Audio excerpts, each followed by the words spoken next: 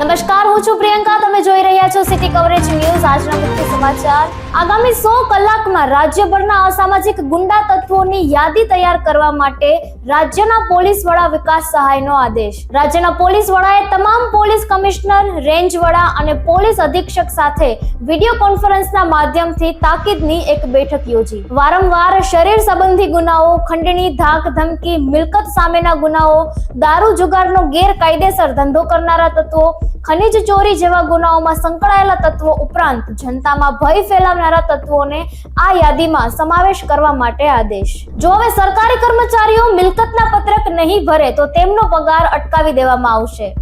રાજ્ય સરકારની વારંવાર અધિકારી કર્મચારીઓને સ્થાવર જંગમ મિલકત જાહેર કરવાના તાકીદ છતાં પણ તેનો સંપૂર્ણ અમલ નહીં થતા વધુ એક વખત તે સંદર્ભે સૂચના જારી કરાઈ છે.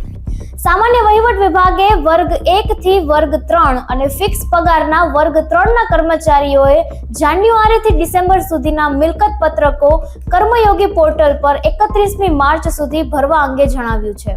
તે સાથે એવી પણ ચીમકી આપી છે કે જો કર્મચારીઓ મિલકત પત્રકો નહીં ભરે તો તેને ગેરશિસ્ત ગણીને કર્મચારી અધિકારીનો એપ્રિલ માસનો પગાર અટકાવવામાં આવશે.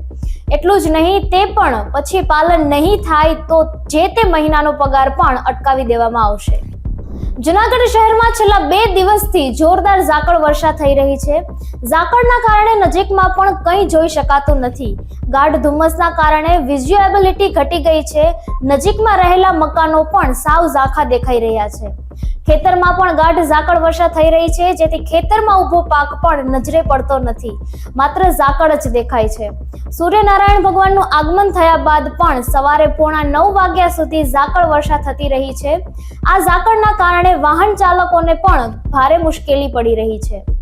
નજીકનું પણ ન દેખાતા વાહનોનો લાઇટ ચાલુ રાખીને પસાર થવું પડ્યું હતું. જૂનાગઢ મનપાની સ્ટેન્ડિંગ કમિટી ચેરમેનની પ્રથમ બેઠક જ લોકશાહીની વિરુદ્ધ. મનોરંજન સર્કિટ હાઉસમાં બંધ બારણે બોલાવાયેલી બેઠકમાં વિરોધ પક્ષને દૂર રખાયા.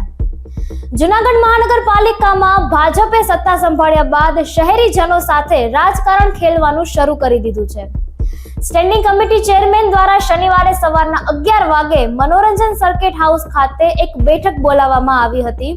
જોકે બંધ બારણે બોલાવાયેલી આ બેઠકમાં માત્ર ભાજપના કોર્પોરેટરોને જ હાજર રહેવા આમંત્રણ અપાયું હતું, જ્યારે વિરોધ પક્ષને તેનાથી દૂર રખાયા છે.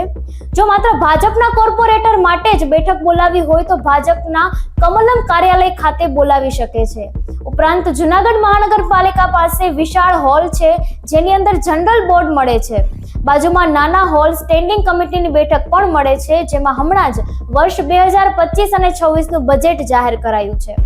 આમ છતાં ભાજપ પાસે કમલમ 2 કાર્યાલય હોવા ઉપરાંત જૂનાગઢ મહાનગરપાલિકામાં જનરલ વોર્ડ મળે છે, તે હોલ તેમજ સ્ટેન્ડિંગ કમિટી ચેરમેનની બેઠક મળે છે, તે જગ્યા હોવા છતાં પણ મનોરંજન સર્કિટ હાઉસ ખાતે પસંદગી કરવામાં શા માટે અને કોના કહેવાથી કરવામાં આવી હતી તે પણ અત્યારે હાલ ચર્ચાનો વિષય બની રહ્યો છે. ભક્ત કવિ નરસિંહ મહેતા યુનિવર્સિટીના કુલપતિની નિમણૂક માટે સમિતિની રચના. ગુજરાત શિક્ષણ વિભાગે આજે જાહેરનામું બહાર પાડીને ભક્ત કવિ નરસિંહ મહેતા યુનિવર્સિટી જૂનાગઢના કુલપતિના પદ માટે યોગ્ય ઉમેદવારોની ભલામણ કરવા માટે શોધ સમિતિની રચના જાહેરાત કરી છે. આ પગલું ગુજરાત જાહેર યુનિવર્સિટી અધિનિયમ 2023ની જોગવાઈઓ હેઠળ લેવામાં આવ્યું છે. વંથલીના સેંદરડા અને ટીનમસ ગામમાં વીજ વાયરમાં સ્પાર્ક થતા 100 વીઘાના ઘઉં બળીને ખાક.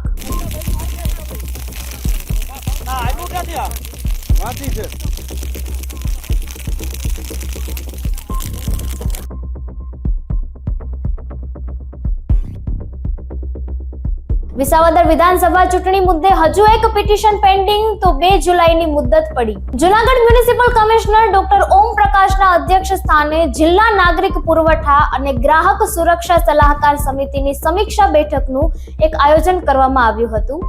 કલેક્ટર કચેરીના સભાખંડ ખાતે આયોજિત આ બેઠકમાં જૂનાગઢમાં નવી દુકાનો શરૂ કરાવવા અંગેની રજૂઆતો મૂકવામાં આવી હતી, જેમાં નવી દુકાનોના સંચાલકોની યોગ્ય લાયકાત જણાવાઈ હતી અને તેમને જિલ્લા વહીવટી તંત્ર દ્વારા મંજૂરી આપવામાં આવી હતી. જૂનાગઢ મ્યુનિસિપલ કમિશનર ડોક્ટર ઓમ પ્રકાશની અધ્યક્ષતામાં જૂનાગઢ જિલ્લા સંકલન અને ફરિયાદ સમિતિની બેઠક કલેક્ટર કચેરીના સભાખંડ ખાતે યોજાઈ હતી. મ્યુનિસિપલ કમિશનરે બેઠકમાં ભારપૂર્વક જણાવ્યું હતું કે અમુક સરકારી કચેરીઓ દ્વારા વીજળી પાણીના બિલ સમયસર ભરપાઈ કરવામાં આવ્યા નથી, જેનાથી કચેરી કામગીરીમાં માઠી અસર થાય છે. જે સરકારી કચેરીઓના વીજળીના બિલ અને પ્રોપર્ટી ટેક્સ ભરવા સમય મર્યાદા નહીં જળવાય તેમના વિરુદ્ધ કાયદેસરની કાર્યવાહી હાથ ધરવામાં આવશે. હાલમાં પીએફ ઉપાડવા માટે લાંબી પ્રક્રિયાઓ અને ઓફિસની મુલાકાતો લેવી પડે છે, સાથે જ એમ્પ્લોયરની મંજૂરીની પણ જરૂર પડે છે. પરંતુ હવે આ નવી સુવિધા બાદ પીએફ ઉપાડવું એટલું જ સરળ બની જશે જેટલું બેંકમાંથી પૈસા ઉપાડવા. કર્મચારી ભવિષ્ય નિધિ સંગઠન ટૂંક સમયમાં જ તેના સભ્યો માટે પીએફ ઉપાડવાની પ્રક્રિયામાં મોટો બદલાવ લાવવા જઈ રહ્યું છે, જેમાં કર્મચારીઓ સીધા એટીએમ માંથી જ તેમના ભવિષ્ય નિધિના પૈસા ઉપાડી શકશે. સિટી કવરેજ ન્યૂઝના ડેઈલી અપડેટ્સ માટે અમારી ચેનલને લાઈક કરો, શેર કરો અને સબસ્ક્રાઇબ કરો. આવતીકાલે ફરી મળીશું નવા સમાચારો સાથે. City coverage news Junagadh.